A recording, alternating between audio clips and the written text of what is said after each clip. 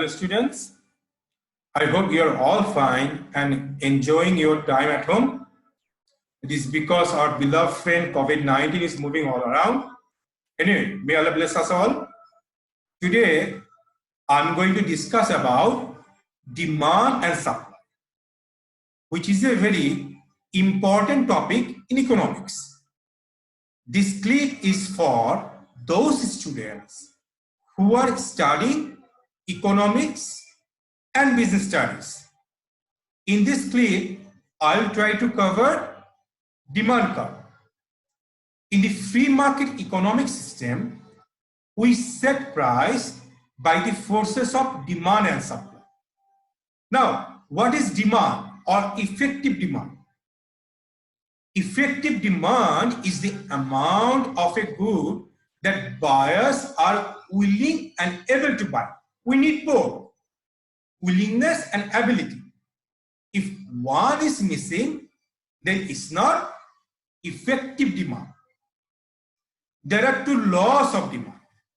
The first law says we do have an inverse or negative relationship between price and quantity. And the second law says we do have a positive relationship between income and quantity. If you look at this table, which is also known as demand schedule, showing inverse relationship between price and quantity. Look, when price is increasing, quantity is decreasing. This is the first law of demand. And because of the first law of demand, guys, our demand curve is downward slope. Now, what are the determinants of demand? These are the determinants. Market price or price of the product, consumer real income, price of substitute or complement, product test, advertising expenditure, it can be unemployment, population growth.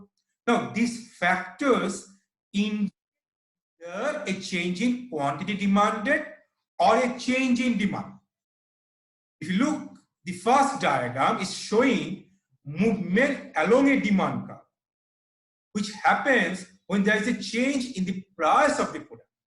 Look, when price is P1, quantity is Q1. But when the price is going down to P2, quantity is increasing from Q1 to Q2. So there is an inverse or negative relationship between price and quantity. And in this diagram is showing movement along a demand curve or change in quantity demanded. It happens only when there is a change in price, the first determinant of demand. Any other determinant apart from market price causes a shift in a demand curve. Demand curve is shifting from D1 to D2, which is increase in demand or outward shift, or D2 to D1, which is decrease in demand or inward shift. Now students, what are the reasons which cause demand curve shift to the right? These are the reasons. Rise in price of substitute or fall in price of complement. I hope you know the difference between substitute and complement goods. Common example of a substitute good can be Coke and Pepsi. Common example of complement good can be car and petrol. Then we do have rise in real income for normal goods or fall in real income for inferior goods. I hope you know the difference between normal and inferior goods. Normal goods are those goods like necessities and luxuries. Inferior goods are those goods when our income goes up, we tend to buy less certain types of goods. Those are inferior goods. Then change of taste in favor of product, rise in advertising expenditure. These are the reasons which cause demand curve shift to the right. Now, what are the reasons which cause demand curve shift to the left? These are fall in price of substitute, rise in price of complement, fall in real income for normal goods or rise in real income for inferior goods.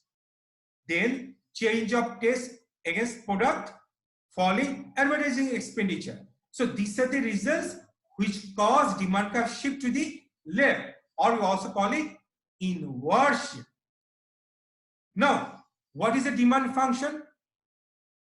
QX, which is quantity demand of product X, is a function of PX, which is PX refers to price of the product, then PO, price of related product, capital Y, which is income, T refers to taste of the product, AX is advertising expenditure.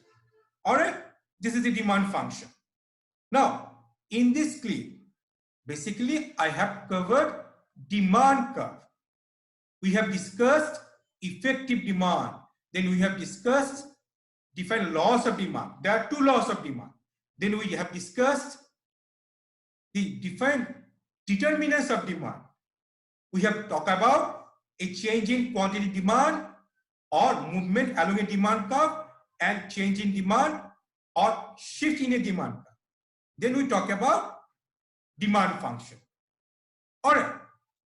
If you have any question or inquiries, please feel free to contact. All right. Stay well and safe.